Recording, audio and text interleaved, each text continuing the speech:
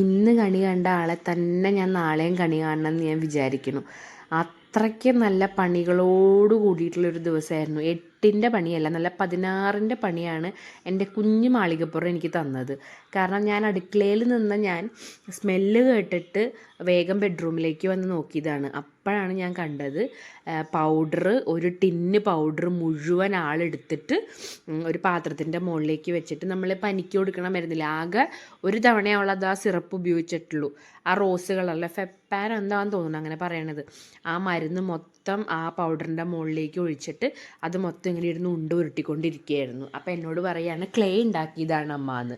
അങ്ങനെ ആ പറ്റിപ്പിടിച്ച ആ സാധനം എന്താ പറയുക, കട്ടിലുമ്മ മതിലുമ്മ കർട്ടനിൽ വരെ ആ സാധനം തേച്ച് പിടിപ്പിച്ച് വെച്ചേക്കായിരുന്നു.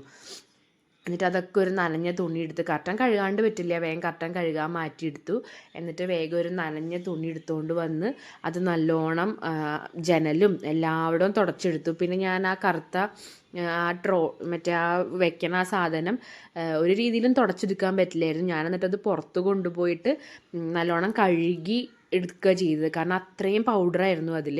വേഗം അത് കഴുകി എടുത്തുകൊണ്ട് വന്ന് തുടച്ച് അതെടുത്ത് വെച്ച് സാധനങ്ങളുടെ മുകളിലൊക്കെ ഇങ്ങനെ ഒട്ടിപ്പിടിച്ചിരിക്കുകയായിരുന്നു.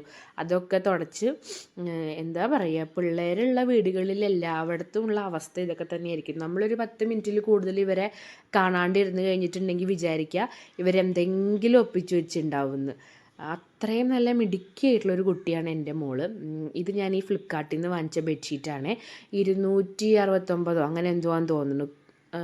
ഡബിൾ സൈസാണെന്ന് തോന്നുന്നു കേട്ടോ.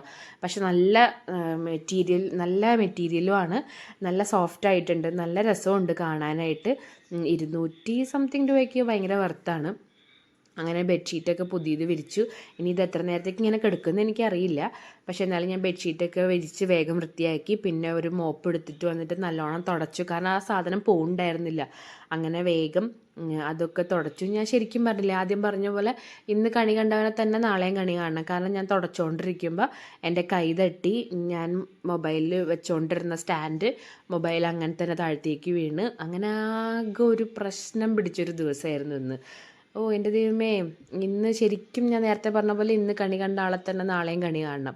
അപ്പോൾ നാളത്തേക്കൊണ്ട് കാര്യത്തിൽ തീരുമാനമാവും. അങ്ങനെ വേഗം ഞാൻ തുടക്കലൊക്കെ കഴിഞ്ഞ് വേഗം തുടച്ച് മാറ്റി വൃത്തിയാക്കിയിട്ട് പിന്നെ എല്ലാം കഴിഞ്ഞിട്ട് ലാസ്റ്റ് എൻ്റെ ബെഡ്റൂം ഇങ്ങനെയാണ് കിടക്കുന്നത്. നല്ല അടിപൊളിയായിട്ട് കിടക്കുന്നുണ്ട്. പക്ഷേ എൻ്റെ മോള് വരുമ്പോഴത്തേക്കും ഇത് ശരിയാവും. അപ്പോൾ ഓക്കെ, ബായ്. ഇന്നത്തെ വീഡിയോ അത്രയേ ഉള്ളൂ. ടാറ്റാ.